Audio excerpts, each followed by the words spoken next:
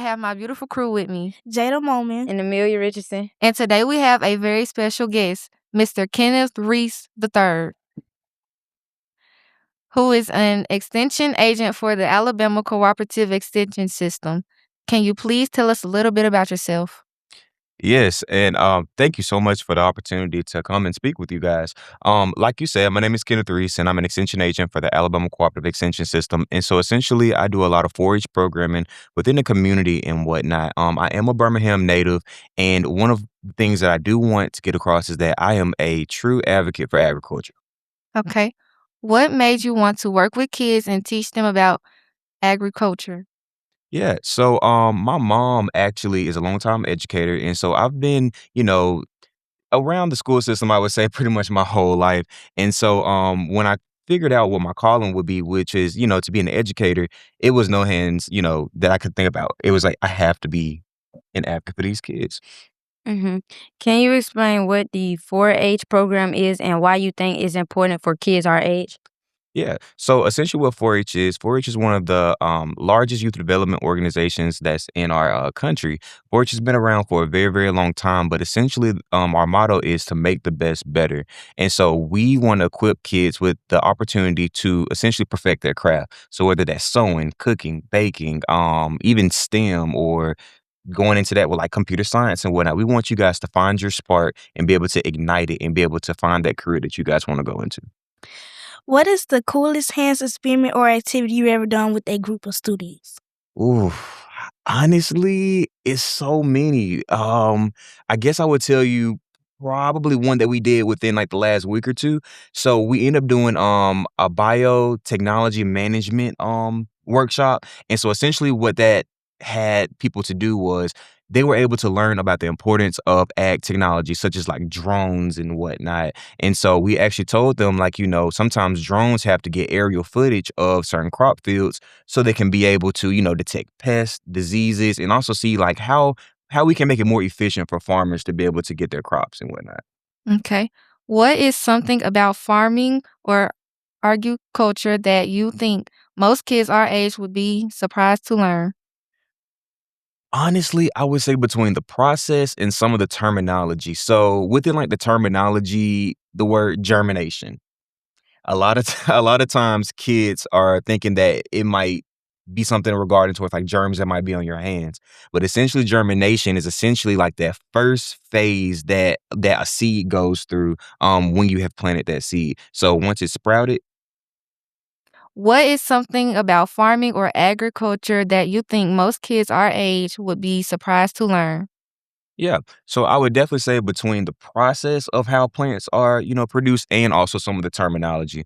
So going on like the terminology piece, I would say a word such as like germination, right? A lot of students tend to think that we're talking about germs that are on your hands.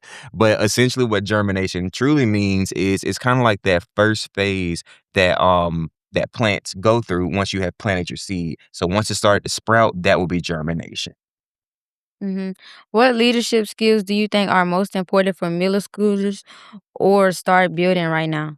Yeah. So I would definitely say your communication skills and your leadership skills. So going with the communication part, that could be something as simple as ordering your own food. So we all know you guys love McDonald's, Burger King, Chick-fil-A, all of that. So just simply going up to the stand and just ordering your own meal. You're building those communication skills already. And just as you keep, repetition is key. As you keep practicing it, you're gonna be able to elevate that and be able to develop that as well. How does architecture connect to things like science, technology, and math that we already learn in school? Yeah. So believe it or not, a lot of people do not realize that a lot of technology goes into agriculture, especially with the innovation of it. Like I was telling you guys earlier, like how we hosted a workshop where we talked about biotechnology management within agriculture and talked about drones and whatnot. In order for us to have those drones, we got to have some type of engineer that can be able to make it, right? So a lot of technology does go into agriculture, especially within the innovation. Like I said, I won't get too in detail about all the innovations that are within like the field of agriculture, but even like hydroponic systems, that's a system that's being put in place to where we can take some of that labor off of our farmers and get more crops at a more efficient rate. Okay. How can a middle schooler in Jefferson County get involved in 4-H or the programs you run?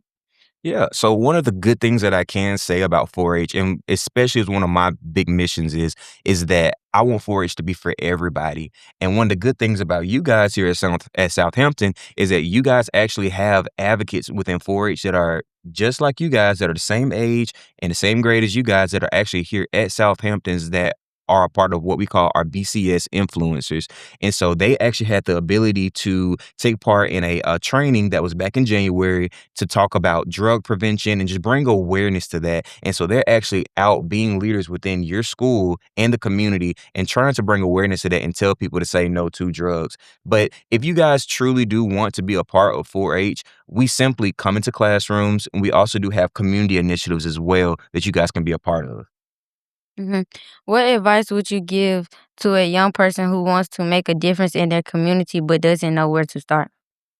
Yeah. So one thing that I would say is just get involved. I would simply say find something that you like to do. So when I was younger, one thing that I liked was science, right? I like science and I love talking and demonstrating to people. So I did a lot of work, a lot of volunteer work with the McWayne Science Center. And so over time, with me participating with that, I was able to develop those talking skills, those communication skills and whatnot. And so it truly is just you guys finding something that you guys like and then finding an opportunity that can help enhance that. And so within the city of Birmingham, I can definitely tell you, like, Birmingham has moved up 3 levels over the last past couple years. And so they have plenty of opportunities for you guys. And I will note one that has just been doing amazing work, and that's Jones Valley Teaching Farm. They have truly been able to bring awareness to urban agriculture, and they also do have an opportunity for students to be a part of, to learn more about agriculture and develop their leadership and their communication skills and be just a great steward within our community. What does a typical day look like for you as an experiment against?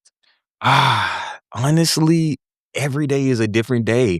Um, you know, sometimes I'll be in a classroom and we might be doing a STEM activity, we might be doing a healthy living activity, or it might be another day where we are hosting a workshop where we have 10 to 20 schools that's being a part of it, and we might be teaching about financial management or some type of like healthy living skill or whatnot. So honestly, every day is a different day for me. Okay.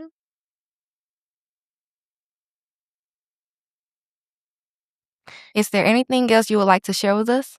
Yeah, so I would actually like to ask you guys a question. I love to hear the perspective of, our young leaders within our community. So simply, what does agriculture mean to you guys? When I think of agriculture, I think about the farms and the food that is being grown that people buy and eat. And I think about like the food that they give us in the store. I think about the farms and how they treat the animals. I think about how they produce the fruit and how they grow it. Okay, that was great. Great. Thank you guys. Thank thank you so much for being our special guest today.